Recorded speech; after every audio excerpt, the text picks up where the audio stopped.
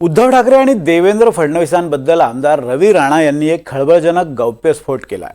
उद्धव ठाकरे आणि फडणवीसांची छुपी रणनीती सुरू आहे असा रवी राणा यांचा दावा आहे।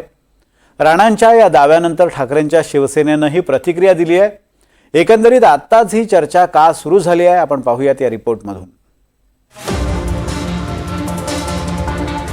उद्धव ठाकरेंनी मुख्यमंत्री देवेंद्र फडणवीसांची नागपूर अधिवेशनात भेट घेतली। तेव्हापासूनच राज्यातलं राजकारण नववळण घेणार का अशा चर्चा सुरू झाल्या। ठाकरे आणि फडणवीस यांच्या मैत्रीची आता पुन्हा नव्यानं चर्चा सुरू झाली आहे। त्याला कारण ठरलंय आमदार रवी राणा यांनी केलेला खळबळजनक दावा। उद्धव ठाकरेंची फडणवीसांसोबत छुपी रणनीती सुरू आहे असा रवी राणा यांचा दावा आहे। संजय राऊतला कल्पना नाही आहे। आधी सुद्धा ते अंधारामध्ये होते, आता सुद्धा अंधारामध्ये आहे। उद्धव ठाकरेंची छुपी रणनीती मोठ्या प्रमाणात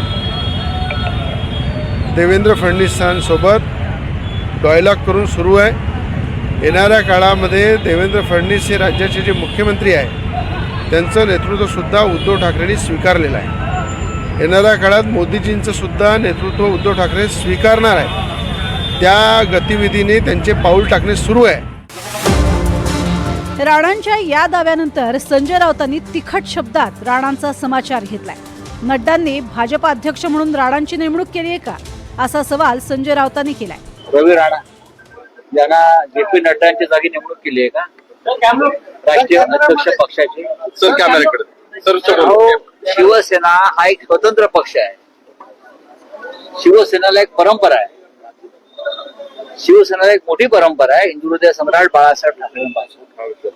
आणि जेव्हा हा पक्ष स्थापन झाला तेव्हा जी व्यक्तीने तुम्ही नाव घेतलं त्यांचा जन्मही झाला नव्हता। राणांच्या या खळबळजनक दाव्यानंतर शिंदे गटानं सावध भूमिका घेतली आहे। राणांकडे काही पुरावे असतील तर त्यांनी समोर आणावेत असं शिंदे गटानं म्हटलंय। त्यालाच विचारा ना तुम्ही, कारण हे बोललेत आमदार रवी राणा, त्यामुळे त्यांना काय माहिती असेल तर ते त्या माहितीच्या आधारे बोलले असतील। त्यांनी सांगावं काय असेल ते, आपल्याला काय त्यातलं माहिती नाही।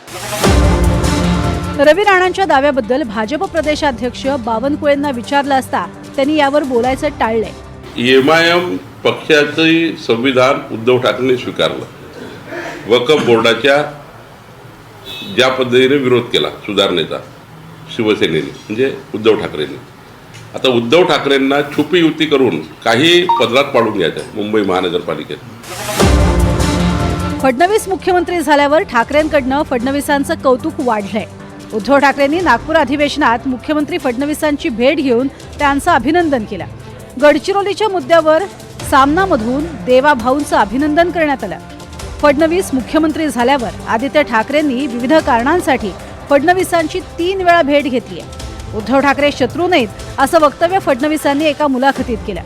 आणखी महत्त्वाचं म्हणजे बाळासाहेबांच्या जयंतीच्या दिवशी झालेल्या मेळाव्यात उद्धव ठाकरेंनी अमित शहांवर कडाडून टीका केली, मात्र फडणवीसांबद्दल अवाक्षरही काढलं नाही। खरी शिवसेना कुठली याचा निकाल विधानसभा निवडणुकीत शिंदेंच्या बाजूने लागला असला तरी मुंबईमध्ये ठाकरेंच्या शिवसेनेची चांगली ताकद आहे हे सुद्धा विधानसभा निवडणुकीच्या आकडेवारीनं दाखवून दिलंय। उद्धव ठाकरेंसाठी मुंबई महानगरपालिका अत्यंत महत्त्वाची आहे, तर तिकडे केंद्रामध्ये एनडीए सरकारमधल्या नितीश कुमारांनी दगाफटका केलाच तर भाजपचा ठाकरेंच्या 9 खासदारांवर डोळा असल्याची चर्चा आहे।